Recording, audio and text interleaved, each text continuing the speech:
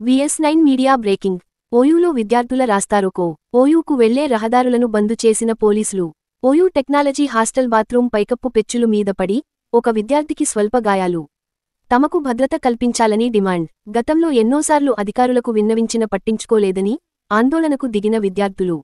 బాత్రూములకు వెళ్లాలంటేనే భయమేస్తుందిని bathroom ఫోటోలతో రాస్తారోకో. వెంటనే అధికారులు హాస్టల్ మరమ్మతులు చేయాలని డిమాండ్.